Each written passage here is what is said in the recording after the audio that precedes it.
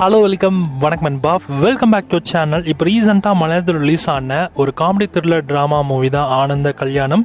இந்த படத்தோட தமிழ் டபிள்யூஷனை இப்போ தந்தி ஒன்ல ப்ரீமியர் பண்ணியிருக்காங்க. இது ஒரு லோ பட்ஜெட் மலையாள மூவி தான். அந்த லோ பட்ஜெட் ஃபீல் கண்டிப்பாக அந்த படத்தில் ஒவ்வொரு சீன்லையுமே உங்களுக்கு நல்லாவே தெரியும். படம் அந்த அளவுக்குலாம் இல்லைங்க, ரொம்ப முக்கியம் தான் இருக்குது.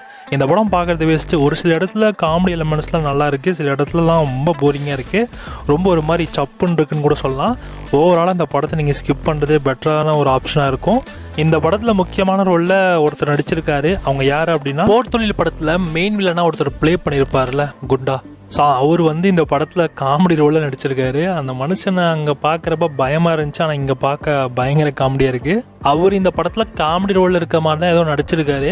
ஆனால் இந்த படம் அந்த அளவுக்குலாம் காமெடியே இல்லைங்க, ரொம்ப மட்டமாக தான் இருக்குது. ஸோ ஒரு சில இடத்துல காமெடி எலமெண்ட்ஸ் நல்லாயிருக்கும். உங்களுக்கு அதை தாண்டி சும்மா ஜஸ்ட் ஃபார் டைம் பாஸ்க்கு வேணால் நீங்கள் ட்ரை பண்ணலாம், ஆனால் அந்த அளவுக்கு இல்லை அப்படின்றதான் என்னோட சஜஷனாக இருக்குது. படத்தோட ஸ்டோரியுமே பார்த்தீங்கன்னா ஹீரோக்கு மேரேஜ், அப்புறம் அந்த மிஸ்ஸிங் கேஸ், இது எல்லாம் குழப்பி என்னென்னமோ பண்ணி வச்சுருக்காங்க. ஓவராலாக அண்டர்ஸ்டாண்டிங்கான ஒரு படமாக அந்த படம் இல்லை. அதுவுமே ஒரு பெரிய நெகட்டிவாக நான் பார்க்குறேன். இந்த படம் மலையாள ஆடியன்ஸ்க்கே தெரியாது இந்த படம் உண்மையிலேயே வந்துச்சா போச்சா இல்லையான்னு.